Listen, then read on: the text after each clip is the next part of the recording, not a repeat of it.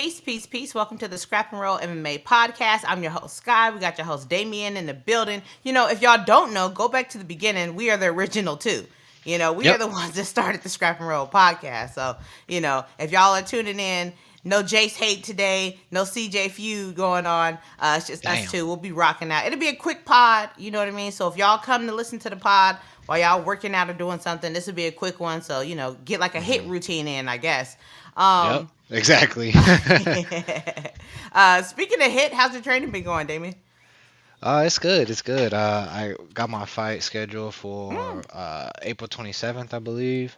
And looking forward to it. I don't know who I'm going to be matched up against yet, but it's going to be a fun one. I know that. I'm actually couldn't wait for this one at all. I'm fighting at 190, which is the heaviest I've ever fought at. But it should be good because without cutting the weight and everything, I should feel comfortable. You know, I'm just at my walk around weight. You know, I have my power, I have my hydration, my cardio will be fine. I haven't smoked since, you know, a long ass time. So, you know, lungs are healthy. I'm good. I'm ready to go. I've been training, you know, staying consistent. So, yeah. Nice. What, boxing or kickboxing? Boxing, just boxing. Nice. Yeah, unfortunately, I would like to kickbox. The reason I didn't sign up for kickboxing is because the classes that I'm taking now, the Muay Thai classes are at a certain hour, and I'm working 9 to 5, so Yeah. can't make it unfortunately. But I wish. You know, doing what you're doing though. Putting in that time. Don't say nobody on here doesn't train. You know what I mean? And y'all, I don't know if y'all Exactly. know, but when Damien gets into fight camp mode, look, he be coming on the pod super spicy. So the next couple of weeks, y'all go ahead and come on here. He's the April 27th, which means coming around to April 13th for pay-per-view 300. Your boy might be spicy leading up to that. I will. I'm gonna be But heated. let's take a quick look at this. I don't know why my voice is cracking. Let's take a quick look at this weekend's card. Did you get a chance to watch it? Yeah, I saw some of it. Man. I was babysitting this weekend, so Oh, look at you, a um, gentle giant. yeah. Uh, but yeah, it was weird, right? There was like decisions and Yeah. no contest getting thrown around. It was a weird one. Hey, one thing I will say, I was happy that it was an early fight card because it wasn't hitting Hmm. the way that it needed to. Like, it started at, I think, 1 o'clock our time, Pacific time, and the main card started at 4 o'clock Pacific time. So it was over, and I could still go and watch something else and do something else with the Yeah. day. You know, after getting heartbroken, Bam Bam has now lost 4 in a row. He started off the fight good, Yeah. and then But until it I feel like wasn't. that's how he is though. He starts getting picked apart. Um, but damn, that's unfortunate for him. I don't even know what's next for him. Cause like you said, that's what 4 in a row now. So Yeah. who's he gonna fight? Who's he gonna I, fight? I don't know. Like, you couldn't get past the board. It's just like, you What hap- know. what happened to I think his name was Chris Barnett. What happened to him? I haven't seen him fighting forever. I feel like that would be a fun fight for him. Now that you mention it, I haven't seen Biggie Boy in a minute. What is going on with Biggie Boy? I don't Chris know, Barnett. Like, he's not in the top 10, but yeah, we'll have to look that up and see but what it's Chris is up TYBUSA to. now. He probably got kicked out of the top 10 with this one. Oh man, because that would actually be a really fun fight. Hmm. Just because they're both like showmen, and stuff like that. So that would be Yeah, really cool. down to scrap. No grappling necessary. Mm-hmm. Yeah, exactly. It looks like I'm Kicks seeing that versus they punches. scheduled a fight for him against oh boy's brother, March 23rd. Speaking of Chris Barnett, Oh okay, wow. he's gonna be Oh, fighting Kamaru Usman's big ass brother this weekend. or his little brother, Muhammad. Yeah, Uh huh. yeah. This week. Wait, is he on this card? Let's take a look. I wasn't even paying attention because they didn't have him. Maybe he was scheduled. Oh, he must have got taken off because I'm looking at the card right now. And I'm seeing that they do a Muhammad versus Mick Parkins. So mm. maybe he got Oh injured or wow. something. So they pulled him off. But yeah, hopefully he Damn. heals up. Yeah, because Well, that it's that gonna be him actually. versus Bam Bam now. Yeah, Run it, yeah. Mick Maynard. Hey, facts. Hey, we did your job. You're welcome. You welcome. Uh, I did it yeah. for free. So the main card was kind of sad. Hey, shout out to Bryan Battle because you know Hmm. what? Every time I pick against Bryan, he wins. So this time I was like, you know what? Bryan's gonna get it done. He came out first round, looked amazing. He was looking amazing. He was looking his best self, and then boy got poked in the eye. Okay, yeah, it was a legitimate eye poke, but then all of a sudden you talking about, oh, I can't see. You know what happens when you say you can't see. Mm-hmm. And then after that, when y'all standing there, they say no contest. Oh boy looks at Bryan, and all of a sudden you got all this smoke, eyes wide open. Oh, now you want to fight? You should Yeah, have took your damn man. time, bro. You're trying to rush out of there. Take your damn time. They were And giving you time. he was getting pieced up. He wanted to go home. Oh yeah. Oh yeah. We know what it was. We Yeah. knew what it was. Yeah. But then don't try to pop off and act like you want the smoke when when your eye was watering earlier. Right. And he looking at him with both eyes. Both eyes is tracking. Mm-hmm. Like, come on, dude. Like, your eye is fine. Like, stop. Yeah. Yeah. That's sad. Unfortunate for But good Bryan Battle. good. I was gonna say, but it's good for Bryan because I feel like he got a lot more exposure because of this fight, and he has a lot more eyes on him now. Even like with the aftermath afterwards. You know what I mean? So yeah, that's cool, man. Yeah, it was some good stuff. This fight right here, OSP versus Kennedy and Zechiku.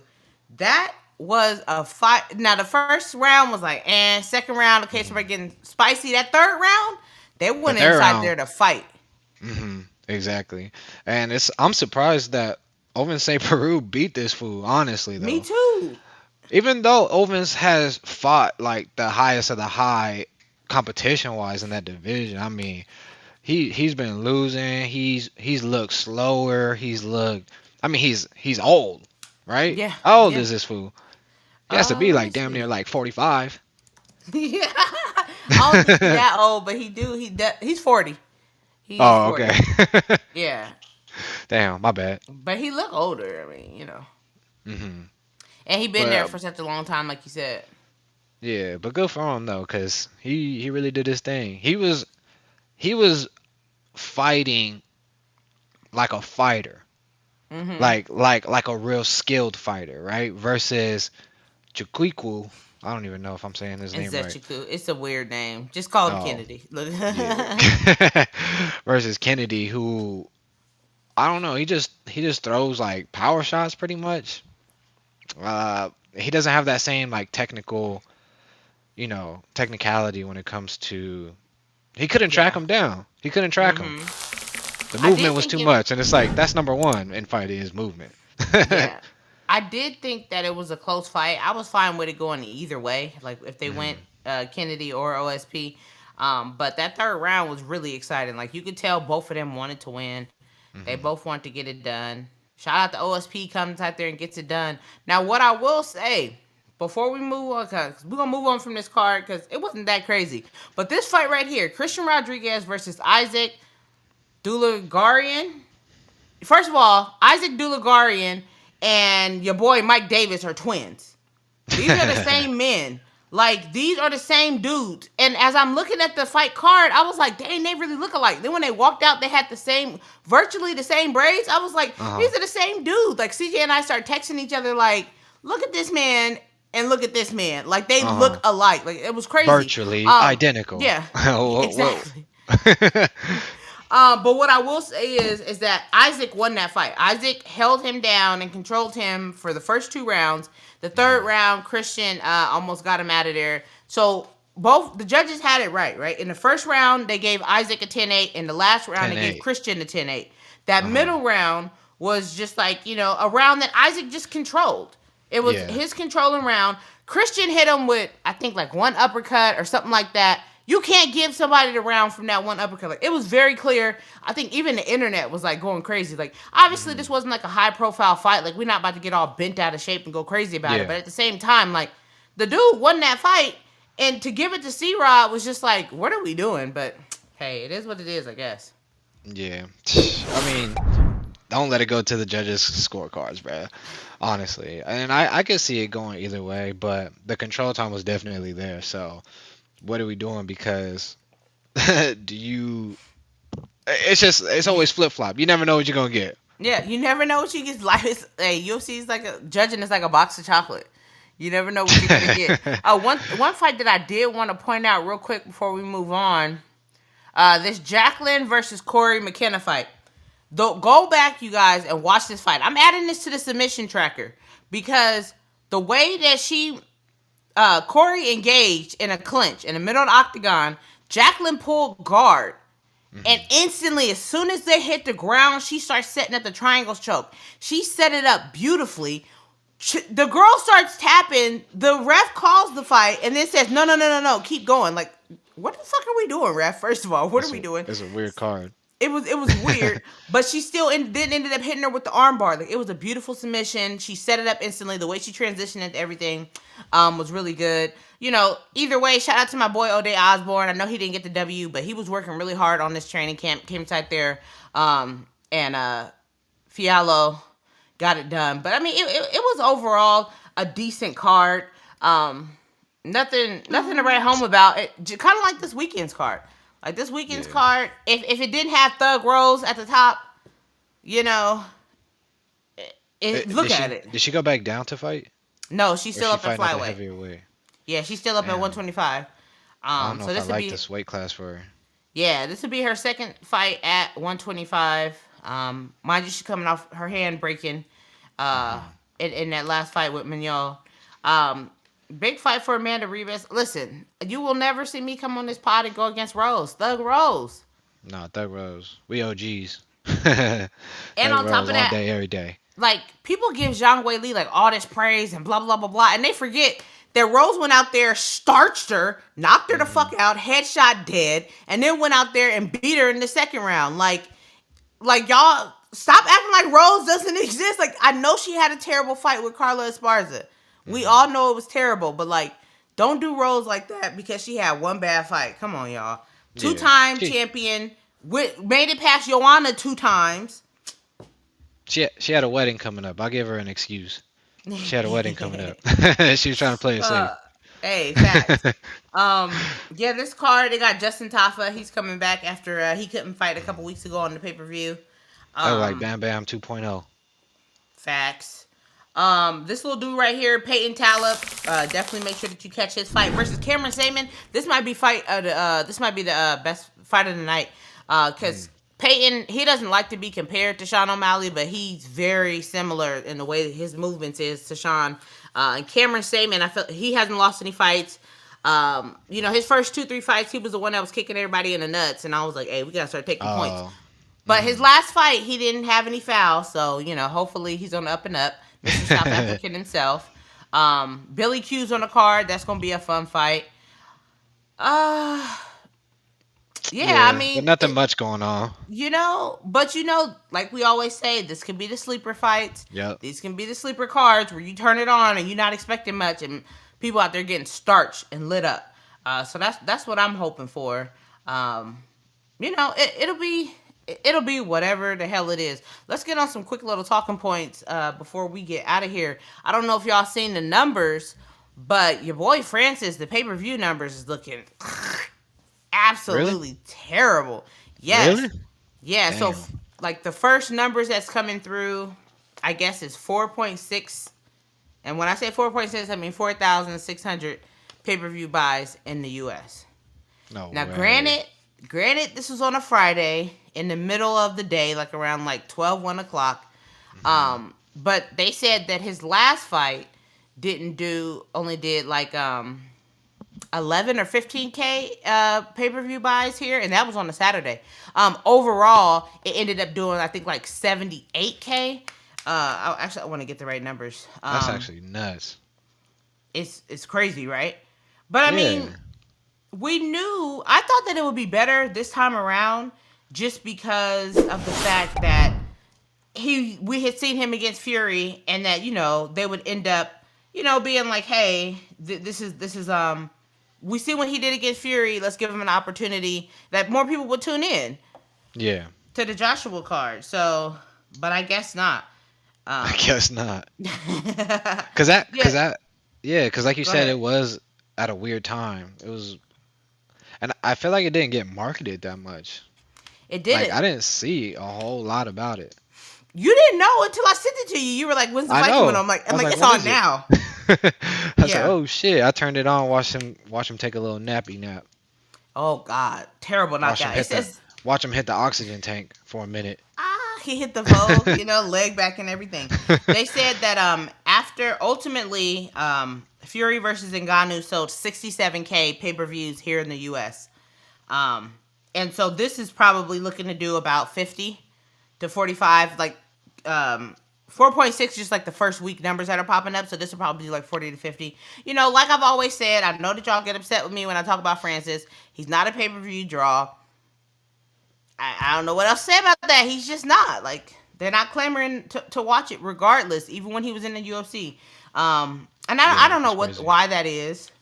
I don't know either. But he's in his bag, though. Good for him. And at the end of the day, you know, it doesn't necessarily matter to Francis, right? Because he's getting the bag. Like, the Saudis are paying that oil money. They don't care. There's rumors that he made, you know, upwards of 20 mil. So the Saudis are the only people that can put this together. That's why, like, when people are like, oh, put this fight together and that fight together. Listen, the Saudis are the people that have, like, endless income. They can get that money out of there. They can pay, you know, 20 and 30, 50, 60 million dollars to these fighters because they have that money. They burning oil money, literally. You know what I mean? Like, the UFC or any of the other organizations cannot pay that. Or even in boxing, like, the boxing organizations aren't going to pay that because they can't just burn money like that. Like, the Saudis did not make a dime. They're in the debt in the black, you know, in the red with this fight, right?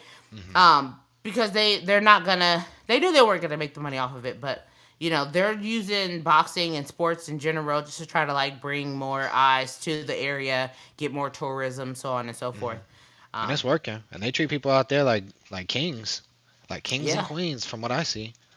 Yeah, so, you know, it is what it is. Another flop for Francis, but he gets paid.